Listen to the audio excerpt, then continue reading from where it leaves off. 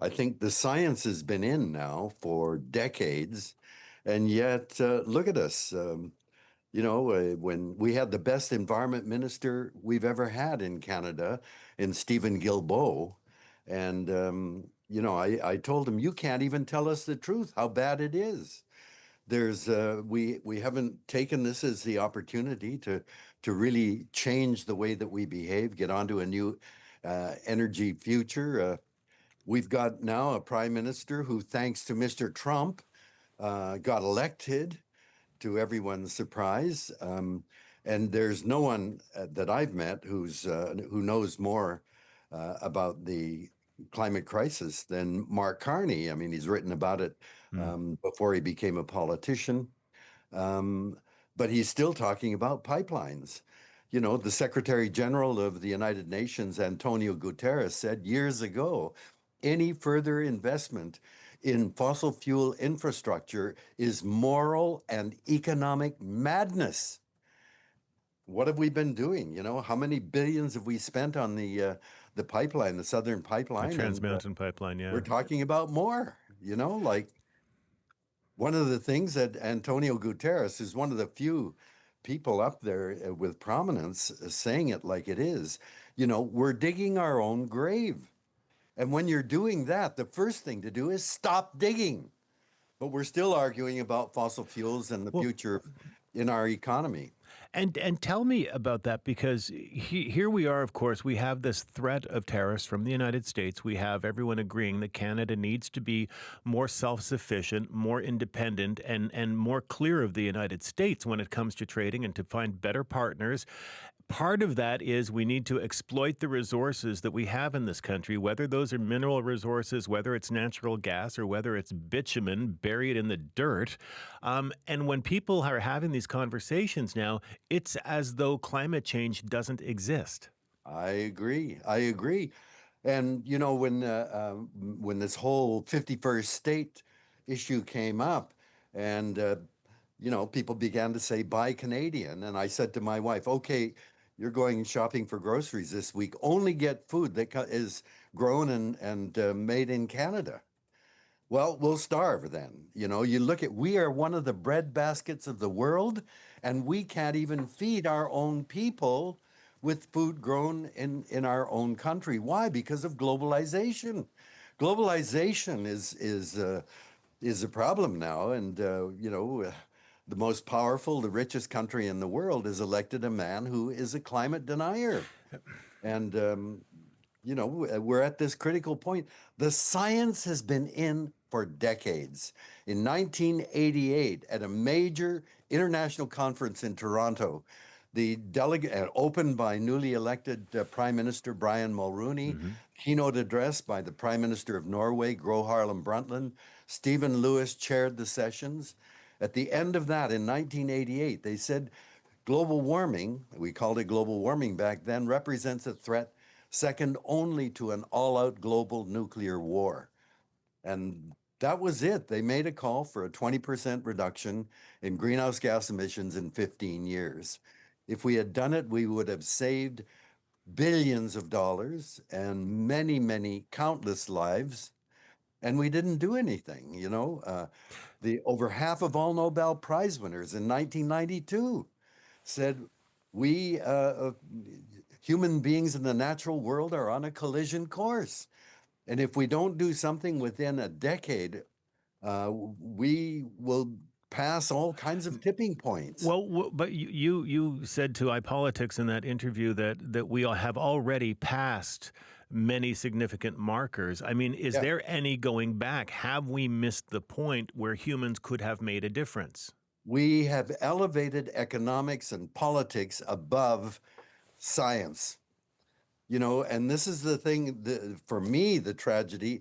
When I began my career in television, in 1962, my whole goal there was to get people to understand science and its application through technology have enormous implications for our lives.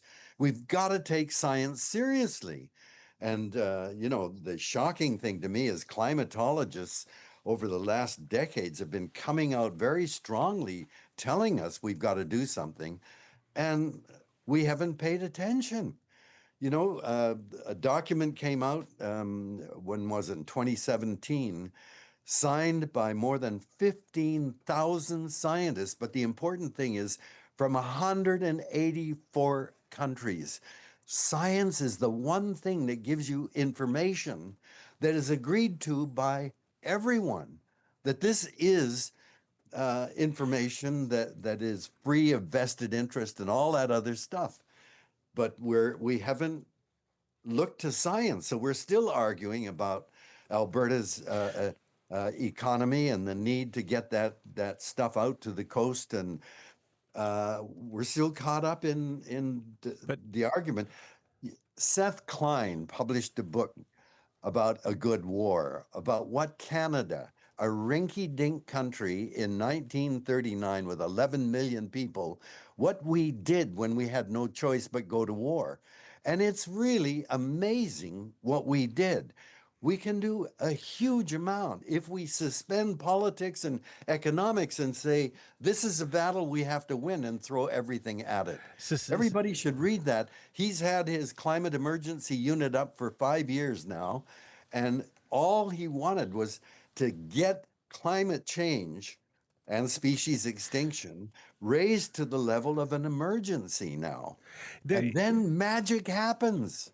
but is it that people haven't paid attention to climate scientists, or is it that there's something about human nature that puts, as you say, you want us to suspend politics and economics, but that puts politics and economics ahead of those climate concerns because we can push those off.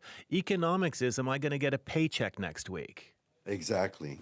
I think that the fundamental problem is there's been this remarkable shift in the way humans live, as well as an explosion in human population in the last 100 years. But we've shifted from basically being a farming animal, living in rural village communities, to big city dwellers. And then when you live in a city, your highest priority is your job.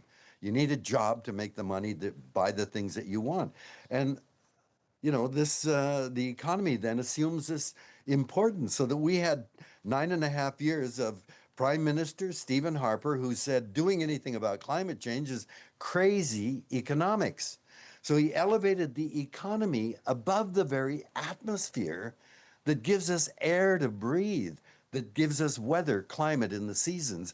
The economy is more important, and we're still stuck with that problem. What You could, know, I'm sorry, I don't. We're running out of time, and I just want to get to. yeah, right. We're talking about the As you know, we in the media need optimism in the there end, you right? go. So tell us, what is the approach now? I mean, is it too late? Is there anything we can Well, do?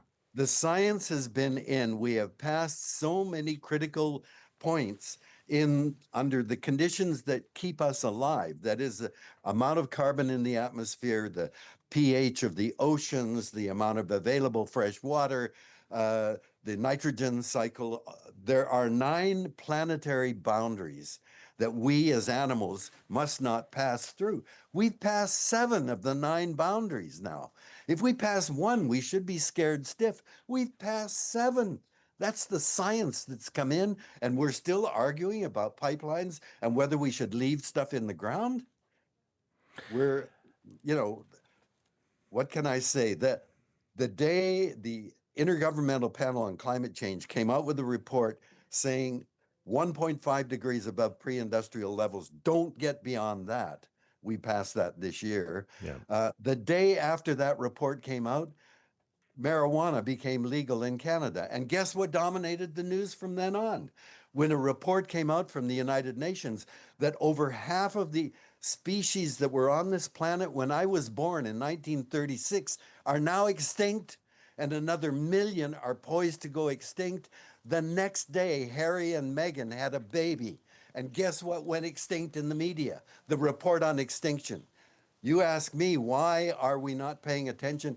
I don't know, but we sure as hell don't want to face the what the science is telling us. David, we are going to have to leave it there. Thank you so much as always. I always appreciate the time with you. Take more time for your program to talk about these issues, please. You have mentioned that before. David, thank you so much. We really appreciate it. See ya. David Suzuki, science broadcaster and environmental activist.